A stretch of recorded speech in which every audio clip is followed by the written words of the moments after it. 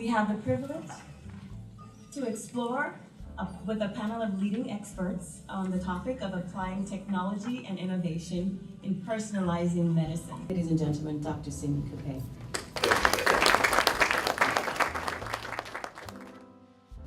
Here we go. So one of the things that some of my mentors always mention is that, always when developing possibilities or solutions, I was pretty excited about being part of the innovation sector of this conference, is that we have to identify problems that we see that need to be solved. One of the things about identifying problems being related to the problems.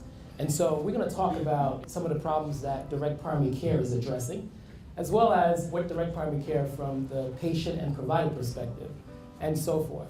As Dr. King mentioned earlier in the open remarks, those who work in acute care facilities can understand and relate to excessive use and utilization, or should I say inappropriate use as well. We know there's increased readmission. I know they were alluded to, the fact that we now focus on how we could reduce readmission within 30 days. Today, as you can imagine, healthcare became a huge conundrum for a lot of folks. You all in this room who are healthcare leaders understand that for yourselves. Imagine those who are not in the healthcare industry and members of our community. So they're dealing with increased health insurance premiums. As we also talked about, there's going to be a new population emerging. It's going to look differently with uninsured people who are going to increase as well in our population, but they're going to look differently. We talk about quality healthcare services. The nature of our healthcare system right now somehow impact the quality service that we're having. And I know the physicians in this room, we care about our patients. We always want to do the right things for our patients, but sometimes the system really encroach on that. We talked about triple aim, Dr. King talked about that, but we've already moved to a concept called quadruple aim, which includes providers' experiences as well. So again, we will be talking about how direct primary care is also going to solve the fact that there's increased physician burnouts and less doctors going into primary care professions. So what's direct primary care? It's simple. I have to say, innovation can become very complicated when we're trying to figure it out, but I do think that the simpler the innovation, the more impactful it is.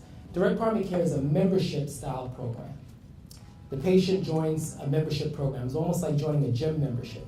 You pay monthly. What that offers the patient is unlimited access to their provider. They can come to their provider as many times as they want. There's no copay that they have to worry about. One amazing thing is that in addition to this program, labs, radiology, and including their medications are at wholesale cost value. And for those in the room who know what I'm talking about, is this whole concept of paying for the cost and not everything else. That's an awesome and an amazing benefit being in a program like this. In addition to the fact that they can see specialists if they need to, almost at a discounted rate in a sense. So this is not similar, and for those who are familiar with self-pays and self-pay rates, this is not the same thing. This is competitive pricing, okay? Now, we spend more time with their doctors in the office. The patient realizes that when they're part of that program. They're spending 20 minutes in the room. It's no longer 5 minutes for that doctor to rush out to go see the next patient, okay? And I will explain how this works. But again, the patient feels that the doctor spends enough time with them and they're able to listen to their concerns. More importantly, and this is the thing I'm excited about, is enhanced communication with their doctors. They can text their doctor, call their doctor directly, even call their doctor when they need something. And now, I know a lot of the providers out there are like, oh my gosh, how is this possible? Well, and we'll get to that. But overall, an improved patient experience happens with direct primary care. And a lot of people are unaware of direct primary care, but direct primary care has been around for a long time and is now having actually a new momentum towards developing around the country now in sense of what's happening with healthcare. So, from a provider's perspective, so the providers in this room can relate to this. In direct primary care, you don't spend your day seeing 20 patients a day. An average direct primary care provider sees about 6 to 10 patients a day. Allows the provider to actually practice medicine and what they were trained for and enjoy what they're doing and realize the impact that they have on their patients. So they're not rushing to see 20 to 30 patients a day. When you look at the provider's perspective, they don't have to deal with the hassle of all the documentation that one would do in our traditional practices. So as you can imagine, things are getting a little bit more difficult for our providers here. they're not only having to document appropriately, they have to code appropriately. And so you find them spending more time on their computers versus with the patient. In direct primary care, you document, essential documentation occurs, as opposed to unnecessary documentation. And doctors have more time to advocate for their patients, more time to do the right thing and research about the issues that their patients are suffering through. What's not on this slide is that providers who practice direct primary care actually are making 30% more than what they would do in a traditional practice. It's never about the money, it's about what we're doing. But in reality, providers' experience is as important. Again, IHI recognized that when they introduced the quadruple A. I'm going to talk about direct primary care from the perspective of different populations that we deal with. How does direct primary care support these individuals? So when we think about self-pay populations, one of the things about self-pay populations, they don't have access at all. So all of a sudden, joining a direct primary care model, which is very affordable, they now all of a sudden have access. They have access to basic primary care services. Chronic disease management is occurring. No longer is an individual in our community going without treating their high blood pressure. They should understand that this is very simple. We're all of a sudden giving access to people who did not have access.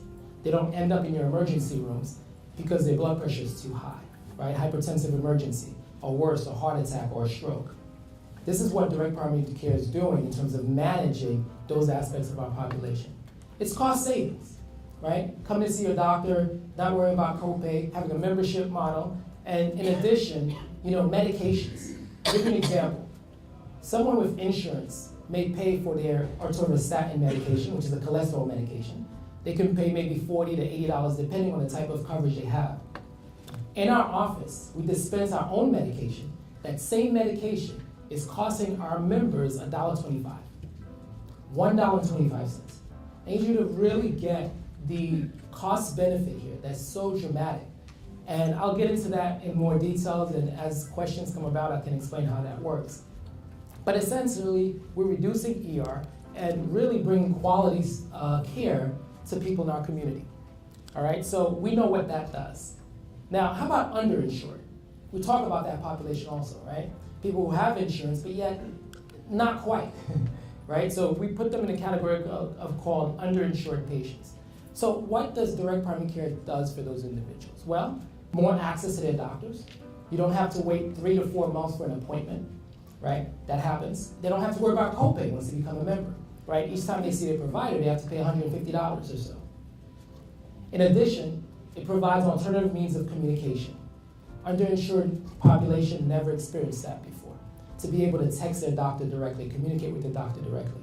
I can tell you, my experience in the past year, I've probably averted maybe, 250 hospitalization just by simply a text message. And we're keeping track of this. Text message. I have heart failure patients who are sure what to do and increasing their diuretics. Change the opportunity from them having to go sit in the ER, possibly being admitted, to actually reducing their costs because that ER bill is expensive to them as well. So just to give you some of the narrative about how this works. More affordable pricing of medications, they also get that. But our underinsured population can benefit from a direct primary care model. Now, overall, patients can now afford to manage their high deductible plans. So what does that mean? So we know that there's a lot of high deductible plans out there, with Medicaid, et cetera, or any other plans out there.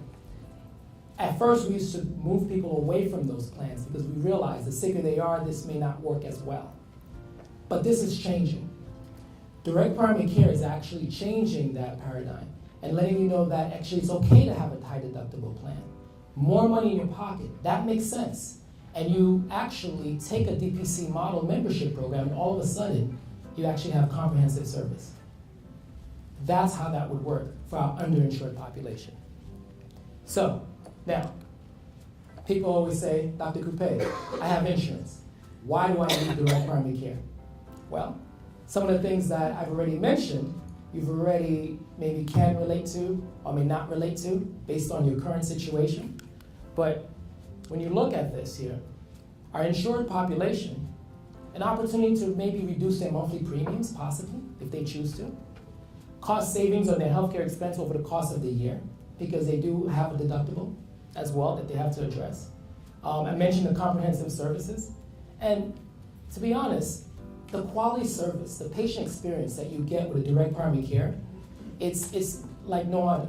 People talk about identifying ways to give patient experience, meaning the quality time, the time we need to give to our patients. And yet, how do we do that in a system that pushes us to actually deal with volume, the fee-for-service situation? And so now we actually have a situation where patients can get what they want, where the doctors are listening to them. Because as our hospital colleagues, they realize that that's some of the biggest issues, because payers are now shifting the way they pay, right? So it's all about patient satisfaction as well. This is how it happens. There's also more proactive communication with the fact that they can come see the doctor as often as they want. The fact that they can communicate with their doctors via the telephone or text message makes communication very proactive and very effective in managing chronic disease. Now, better quality and customer experience. That might be important for some insured patients, right? So now, one of the things people ask me, what's the difference between direct primary care and concierge medicine, right? I can see some heads shaking because that's probably the next thought. Well, it's actually a very clear distinction between the two. As you can see, direct primary care is not a fee-for-service model. Concierge medicine, they charge insurance as well as patients pay for something extra in addition to what they're already getting. But in essence, the payment model for direct primary care is simply a membership style model, and it's basic care. It's primary prevention and chronic disease management. What else is different? Well, one of the things I want to highlight, most people who join concierge medicine are typically older folks, right? Who usually make above $93,000 a year. That's probably not our community, right? And in direct primary care, it's actually different. The people who join direct primary care practices around the country, and trust me, there's a lot of direct primary care practices popping up, they're under $93,000. In fact, they work very well for people who are making under $50,000 a year. In addition, when you look at the age, 29 to 59, and so you're looking at a model that works and it provides us a solution. And I wouldn't say one, but maybe solve multiple solutions at once. And I'll get to that in a bit. I want to give you a real life example of a patient that we take care of in South Florida. Before she joined us in 2015, she had a health insurance. And in 2015, this is how much she paid throughout the year in terms of her premium. Okay, $14,000. And this was her deductible for that year. She quickly realized that, Doc, I'd never used it. And she said, well, next year I'm going to try a more of a bronze model. And she took on a higher deductible plan. And this is the time when we met her, actually. She said, Dr. Coupet, this doesn't really work because I do have thyroid and I need my medications adjusted. I have to get blood work, etc. And everything comes out of my pocket, as you can imagine, with a deductible that high, right? So I am very proud to say that since she joined us with the same bronze model, this is how much she actually paid out within a year and a half, actually. So the cost saving is tremendous. This case study, pay attention to it because I think this is what's going to change the paradigm in terms of our discussion and our debate around what we do around our healthcare. This works for employers as well. So those who have employees and small size, middle size companies in our communities who are looking to ensure or provide benefits to our population or their employees, this is how it works. This is a more cost-effective way of doing that and increasing the quality service that the employees would have otherwise if they were to just get an insurance plan. Same thing with large employers. Large employers actually loving this. So in fact, I'm sure you've all heard of Comcast.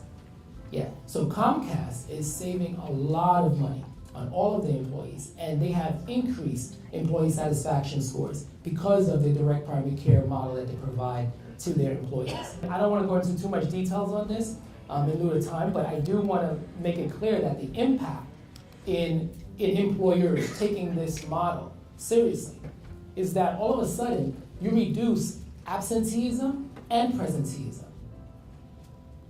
And those who own companies and small businesses, right, mom and pop shops, right, in our communities that are trying to flourish, this makes sense.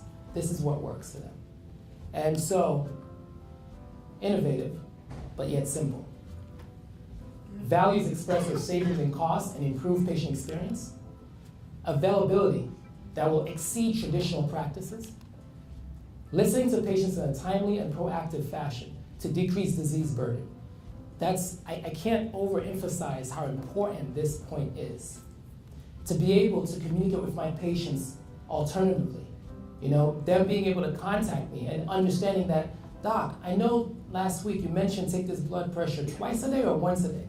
And those type of questions, you would be surprised how far it takes us, right? So one of the things, and just to continue, unlimited access to your primary care and a high level coordination of care, I tell my team, because we are a team, I tell my team in my office, I said, what I do is only 10% of the work.